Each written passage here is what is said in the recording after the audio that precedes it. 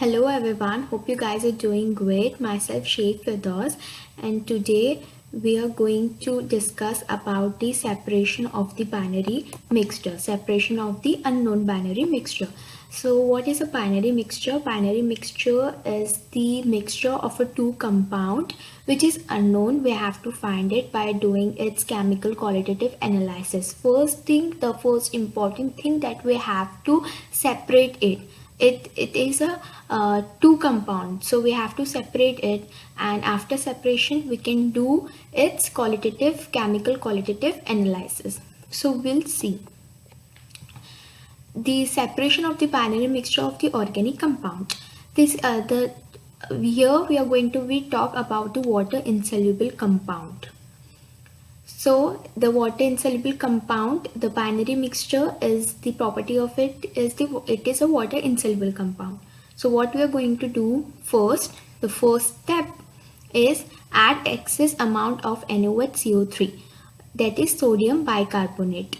By adding the sodium bicarbonate to the our compound, if we see the effluences or the bubbles in the solution, we can predict that there will be the presence of the carboxylic acid. So we can predict that, and there will be the two things we have to filter it. We are going to get a filtrate and residue. The filtrate is the solution which is passed through the filter paper, and the which is remaining on the filter paper, which is not dissolved into that solution, is called the residue, which is on the filter paper. So the filtrate which is passed through the filter paper, the liquid solution, into that we are going to add the concentrated HCl. By adding the concentrated HCl, we are going to obtain the precipitate, which is a white precipitate. Immediately or instantly we are going to get this, and if we get the white precipitate, we have to filter it and we have to dry under the IR lamp so that we can do its further chemical qualitative analysis.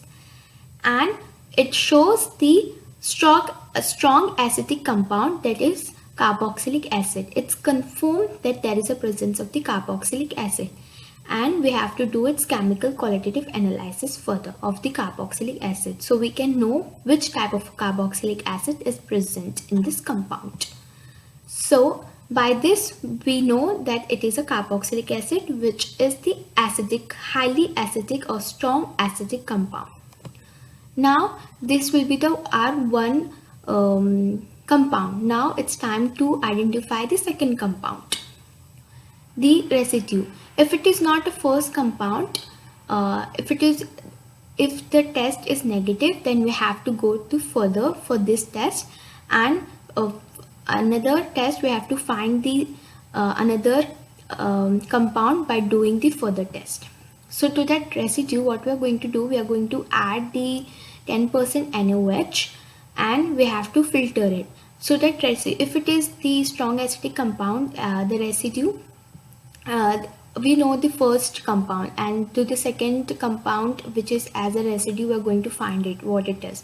So after adding the 10% NaOH, if it is dissolved completely, we can know it there with the presence of the phenol, which is a weakly acidic acid, the weakly acidic compound. And if it is not dissolved into that, so we have to filter it so we can again get the residue. But if it is dissolved into that filtrate, what we are going to add, we are going to add the HCl, and by adding the HCl we are going to get the precipitate, and we have to filter that precipitate and we have to dry that for doing its chemical qualitative analysis. But if it is not dissolved into the 10% NaOH, then what we are going to do with that residue, we are going to see in further slide. Okay, in that residue, the residue that we obtain by adding a 10% NaOH, and it's not dissolved properly, and the precipitate is not formed, and it didn't show the phenol.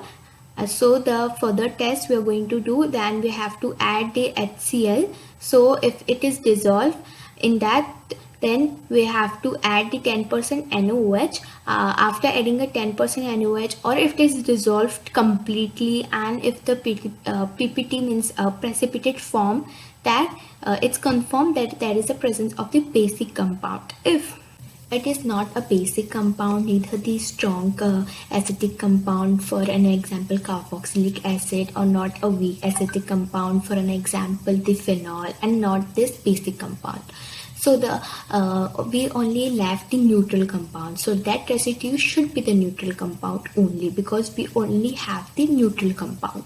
So to check it is a neutral compound or not, we have to dry that under the IR lamp. After the drying, we have to take that compound, that the residue that we left, that compound we have to take on the test tube, and we have to add this concentrated H2SO4, that is sulfuric acid. We have to add this into that test tube. If it is dissolved properly into that solution, it means yes, this is a neutral compound. So this is how we are going to separate our binary mixture. After the separation, we can do its chemical qualitative analysis.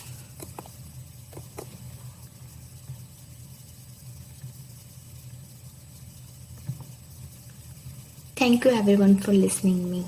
Have a nice day. Bye.